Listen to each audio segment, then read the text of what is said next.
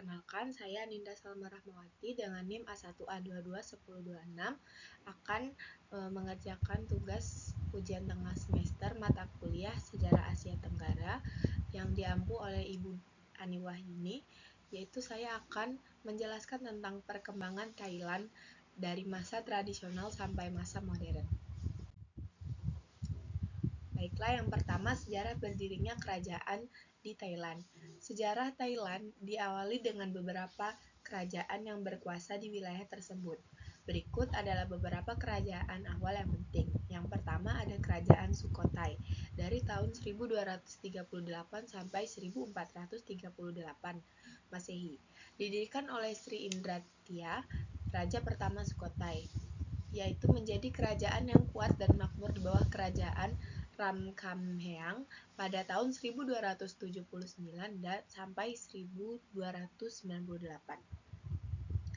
Kemudian kerajaan Sukhothai ini menganut agama Buddha Theravada sebagai agama resminya. Kemudian menurunkan pengaruhnya setelah kematian Raja Rakhamhaeng. Jadi setelah kekuasaan Raja Rakhamhaeng ini, kerajaan Sukhothai menjadi tidak semakmur seperti sebelumnya pada saat dipimpin oleh Raja Rakhamhaeng. Kemudian yang kedua ada kerajaan Ayutthaya pada tahun 1350 sampai 1767. Nah, kerajaan ini didirikan oleh Raja Uthong atau Raja Ramatibodi I, menjadi kerajaan terbesar dan terkuat di Asia Tenggara pada masanya, dan memiliki hubungan perdagangan dengan banyak negara termasuk Cina dan Eropa. Kemudian kerajaan ini menurunkan pengaruhnya setelah perang dengan Burma dan perang internal. Kemudian kerajaan ini dihancurkan oleh Burma pada tahun 1767. Nah, kerajaan berikutnya ada kerajaan Thonburi pada tahun 1768 sampai 1782.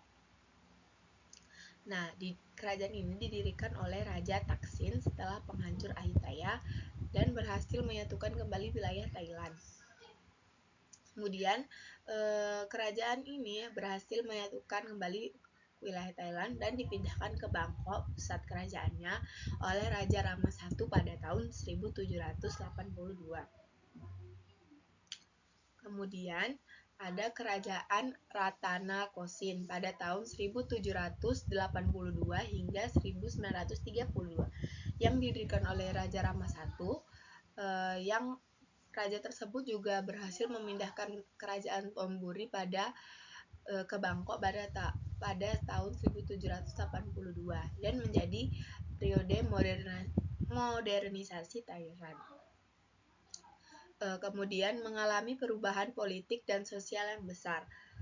Yang terakhir berakhir dengan revolusi tak berdarah pada tahun 1932 yang mengubah Thailand menjadi monarki konstitusional. Nah, berikut gambar-gambar kastil atau peninggalan dari kerajaan-kerajaan yang sudah dijelaskan berikut. Yang pertama ini ada kerajaan Sukhothai, dan kemudian ada kerajaan Ayutthaya. Kemudian ada kerajaan Thonburi dan kerajaan Ratanakosin, ini merupakan museumnya. Kemudian B, Thailand di akhir abad 19.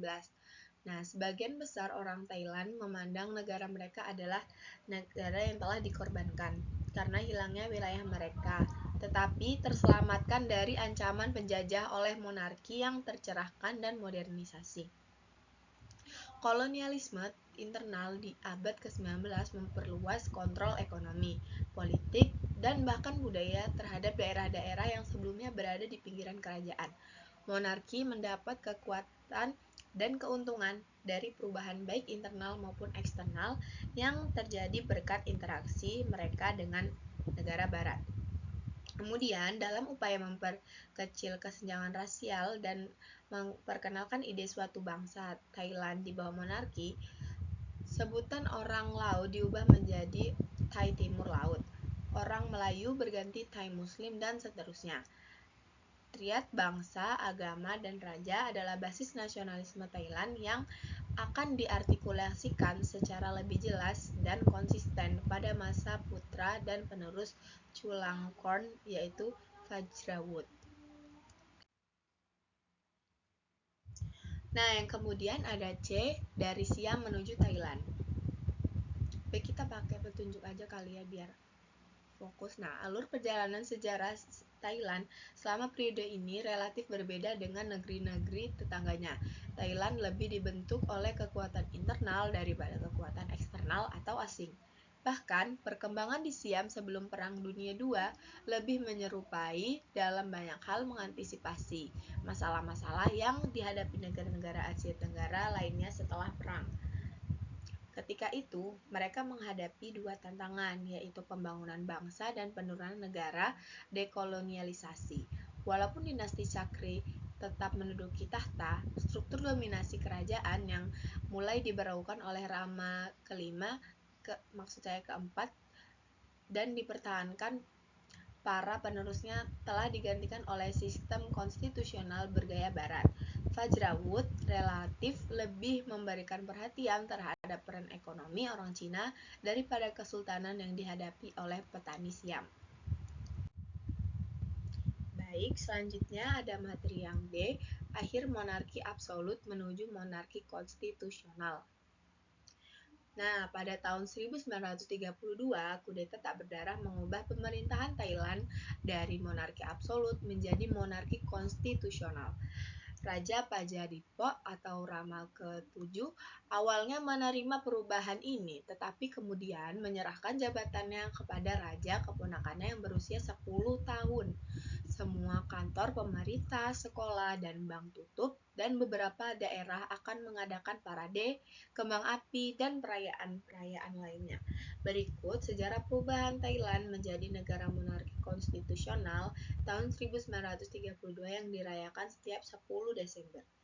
Perencanaan kudeta mengambil nama Kana Ratsadon atau Partai Rakyat dan secara bertahap membangun kelompok beranggotakan perwira angkatan darat dan angkatan laut serta beberapa orang sipil.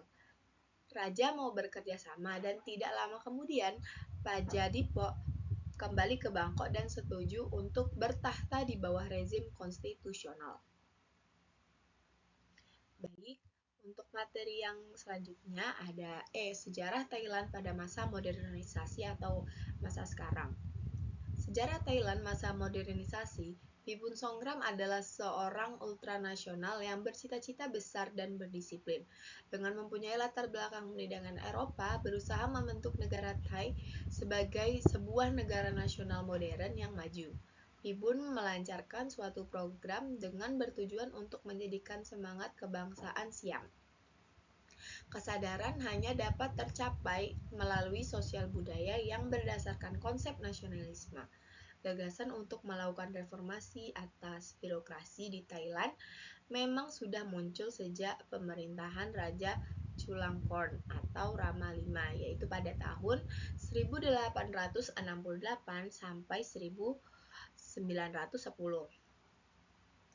Nah, kemudian reformasi itu dilakukan dalam rangka memperkuat pengendalian administrasi pemerintahan oleh Raja Chulalongkorn dan dalam rangka mempertahankan kerajaan dari ancaman pihak luar. Nah, kemudian ada perkembangan Thailand dewasa ini. Nah, yang pertama ada alur perjalanan sejarah Thailand selama periode ini relatif berbeda dengan negeri-negeri tetangganya karena Thailand lebih dibentuk oleh kekuatan internal daripada kekuatan eksternal atau asing. Nah, maka dari itu kerajaan Thailand ini mereka tidak pernah dijajah oleh negara-negara lain seperti negara Belanda, misalnya Spanyol atau bangsa koloni lainnya. Dikarenakan kekuatan internal dari kerajaan-kerajaan ini cukup kuat dan tangguh untuk menangkis serangan-serangan dari kerajaan atau koloni luar dari barat tersebut atau bahkan dari Cina. Bahkan perkembangan di Siam sebelum Perang Dunia II lebih menyerupai dalam banyak hal mengantisipasi masalah-masalah yang dihadapi negara Asia Tenggara lainnya setelah perang. Thailand merupakan negara yang terletak di kawasan Asia Tenggara. Thailand juga merupakan satu-satunya negara di kawasan Tenggara yang tak pernah dijajah dengan luas mencapai 510.000 km persegi. Nah, yang kemudian ada perkembangan Thailand dewasa ini memiliki problematisasi umat Islam di Thailand. Dewasa ini menjadi penting untuk diteliti lebih dalam karena mengingat adanya perbedaan agama yang signifikan dalam masyarakat Thailand dan pengaruh barat yang terus berkembang dalam berbagai aspek kehidupan.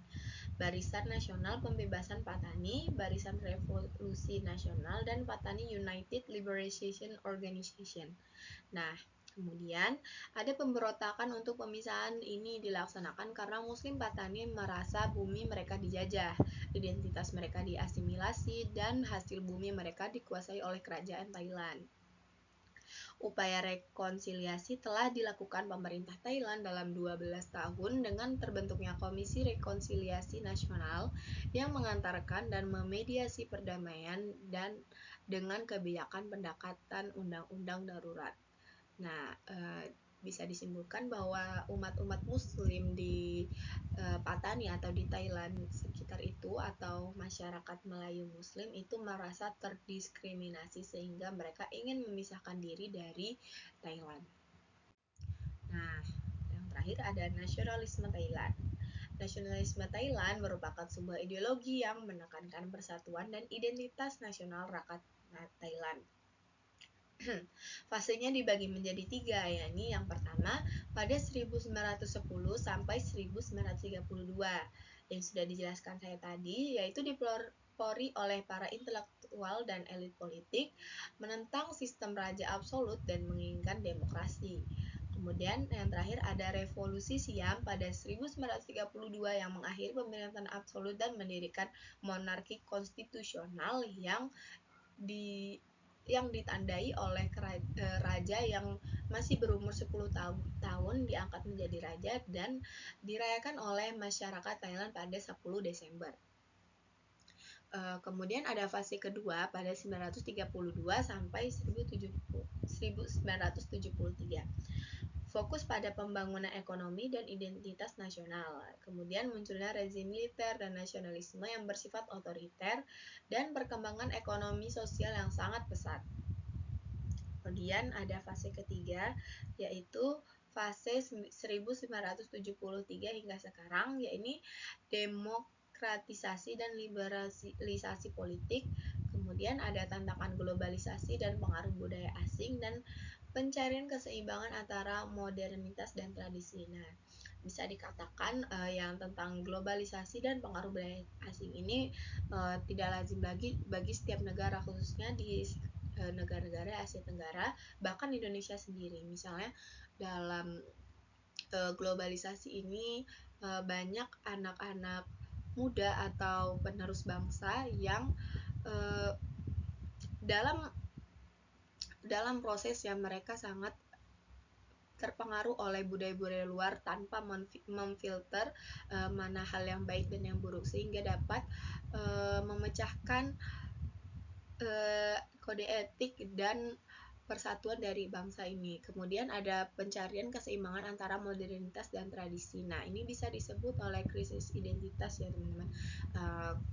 Misalnya